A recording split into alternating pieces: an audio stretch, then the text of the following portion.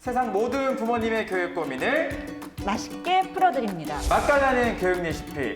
지금까지는 만 3세부터 만 5세까지였죠. 유아기 교육에 집중을 했다면 오늘은 출생부터 만 2세까지인 영아기 교육에 대해서 한번 알아보겠습니다. 교육 전문가 김민경 원장님 나오셨습니다. 안녕하세요. 오랜만에 봬요. 네, 그러네요.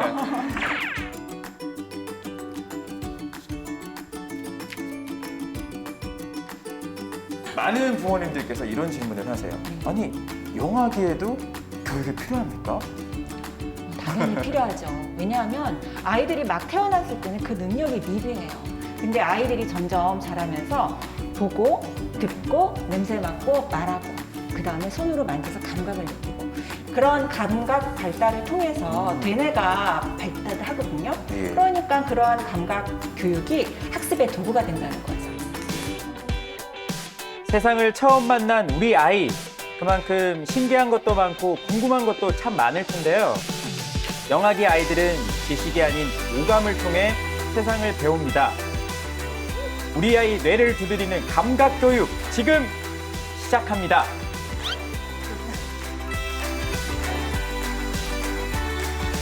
오늘의 의뢰인 부모님은 또 어떤 분이 계실지 좀 기대가 돼요.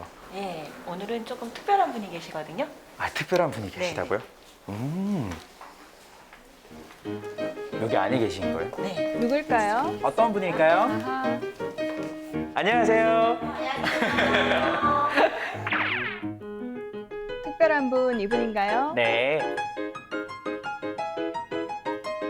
야, 나윤이는 벌써 뭐 놀이가 시작됐네요. 귀여운 네, 분인데요. 특별한 부모님이라고. 아이도 예쁘고 엄마도 예쁘고. 오늘 낳아주시는 나윤이 어머님은요.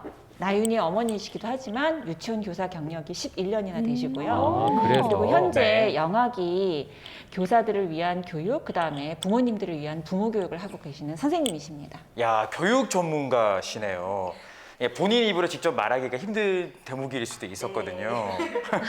교사일 때가 편하십니까? 아니면 나윤이 엄마일 때가 편합니까? 교사일 때가 좀 더 편한 것 같아요. 그러면 또 찐대단지. 어떻게 오늘 또 교육을 하실지 좀 궁금해요. 생후 24개월까지 이루어지는 촉각놀이 과연 어떤 걸까요? 말 그대로 촉각이니까 뭐 이것저것 만지는 거 아닐까요? 역시 아빠가 맞네요. 아, 그래요? 촉각놀이라고 하는 것은요, 우리가 다르게 말해서 촉각 교육을 한다라고 하는 거는 감각 교육에 있어서의 거의 시작이에요. 그냥 편안하게 아이들이 감각을 통해서 어떤지 느낌을 갖다가 아는 거거든요. 그러니까 손으로 만지고 발로 느낌을 느끼고 그런 것들을 우리가 촉각놀이라고 하죠. 그래서 부드러운 것, 딱딱한 것, 물컹거리는 것, 미끈거리는 것, 그런 것들을 아이들이 느끼게 하는 겁니다.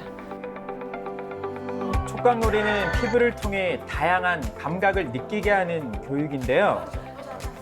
손가락 사이의 감각까지 깨우는 이 소면은 아주 훌륭한 촉각놀이 교구입니다. 예.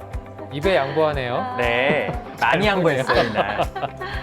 또 박스나 달걀판, 포장용 에어캡을 바닥에 깔아주면 발바닥으로도 촉감을 느낄 수 있는 감각길이 완성됩니다. 그 시기에 아이들은 세상을 배우는 문 또는 학습의 도구가 감각인 거예요. 우리가 커서는 책을 보고 공부하고 듣고 강의를 듣고 하지만 이 시기의 아이들은 감각을 통해서 자기의 뇌발달을 이루어가면서 똑똑해지는 거죠. 감각놀이는 단순히 만지기에 그치지 않습니다. 구멍으로 물건을 통과시키는 것도 감각놀이 가운데 하나인데요. 같은 모양을 찾아야 넣을 수 있잖아요. 네, 위에서 아래로 통과시키는 단순한 활동부터 시작해 좌우 그리고 곡선 기둥까지 다양한 손놀림으로 손 감각을 키우면 정교한 활동이 가능해집니다. 이런 활동이 그냥 놀이가 아니라 다 이유가 있는 거예요. 몇 가지 감각놀이를 해봤잖아요. 집에서도 쉽게 할 수 있는 감각놀이 좀 추천을 해주신다면. 저희 집에는 늘 미역이 있는 편이라서 미역을 불기 전에, 불리기 전에 나윤이가 손으로 만져보기도 하고 불고 나서 느낌이 또 어떻게 달라졌는지 촉감놀이도 하고 있고요. 그리고 찜기 같은 거 뒤집어 놓고 빨대 이용해서 나윤이가 구멍에 맞춰 넣는 거 좋아하거든요. 그래서 빨대 꽂아 보기도 하고요. 집에서 흔히 볼 수 있는 그 물건들을 통해서 감각놀이를 할 수 있겠네요. 네, 일상생활에 있는 위험하지 않은 모든 것들이 감각놀이로 저희는 활용을 하고 있어요. 그러면 아이들은 또 장난감 좋아하니까 다양한 장난감을 통해서도 촉각놀이가 가능할 것 같아요. 그렇죠. 뭐 장난감 가지고 만지면서 손으로 느껴보기도 하고 그리고 구멍에 맞춰 넣기도 하고 그러면 시각, 촉각을 다 사용할 수 있으니까 저희는 그렇게 활동하고 있어요. 감각놀이를 하다 보면 아이들의 소근육도 자연스럽게 발달하는데요. 소근육은 도구를 사용하는 데 도움을 줘 통합 발달에도 영향을 미칩니다. 대근육이 신체 활동을 하는 거라면 소근육은 앞에서 들으신 대로 이 손과 손가락을 움직여서 작은 근육을 쓰는 것을 예. 의미합니다. 세심한 활동을 할 수 있는 거죠. 36개월 그럼요. 전후의 아이들은 조금 더 세련된 감각에 대해서 배워간다면은 훨씬 더 그 시기에 적절한 정서적인 교육도 함께 이루어질 수가 있습니다. 처음에 가위질을 할 때는 그냥 한 번밖에 못해요. 근데 그 한 번밖에 못하는 그 소근육을 갖다가 2번, 그 다음에 곡선을 자를 수 있게끔 소근육을 갖다가 좀 더 세련되게 발달시켜 줄 수 있게끔 어머님이 옆에서 도와주셔야 되거든요.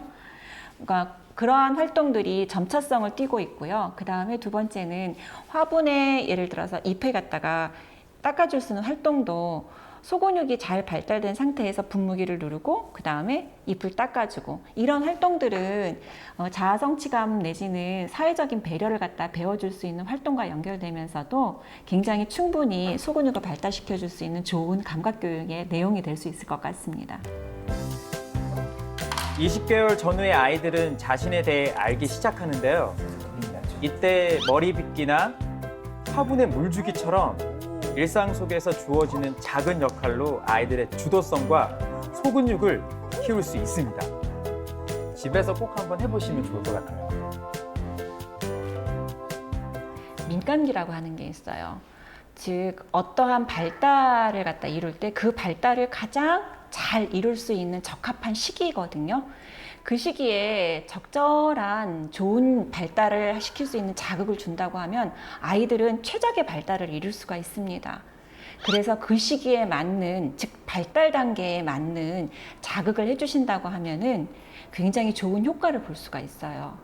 그래서 이 시기를 놓치지 않고 어머님들이 발달 단계에 맞춰서 아이들과 함께 놀아주시고 그 방법에 따라서 그리고 그렇게 장난감을 활용해 주신다면은 아이들은 똑똑한 아이로 건강하게 잘 자랄 수 있을 것 같습니다. 소문난 교육법이라도 아이가 준비되어 있지 않다면 아무 소용없겠죠. 아이의 성장 단계를 정확히 파악하고 그에 맞는 감각놀이를 진행해야 교육의 효과가 더 커집니다. 온몸으로 배우는 감각놀이, 똑똑한 아이를 위한 우리 아이 첫 번째 교육입니다. 오늘은 영아기 감각 발달에 대해서 알아봤잖아요. 끝으로 우리 초보 엄마 아빠들이 꼭 알고 넘어가야 될 팁이 있을까요? 네, 영아기 발달은 속도가 굉장히 빠릅니다. 그렇기 때문에 어머님, 아버님들이 영아기 발달에 대한 개념을 좀 알고 계셨으면 좋겠어요. 발달이라고 하는 것은 그 특정 기술이나 능력을 발달시킬 수 있게 준비된 시기가 있어요, 아이들한테요. 근데 그 시기를 놓치지 않고 질 좋은 자극을 계속 해주신다고 한다면은 우리 아이는 똑똑한 아이로 클 수 있을 겁니다. 그래서 한 가지의 비법은 발달 단계에 적합한 교육을 하자입니다. 모든 우리 아이들이 적절한 시기에 적합한 감각 발달 교육을 받았으면 좋겠습니다. 끝으로 한번 외쳐볼까요? 세상 부모님의 교육 고민을 맛있게 풀어드리는 맛깔나는 교육 레시피. 오늘도 비법 한 스푼!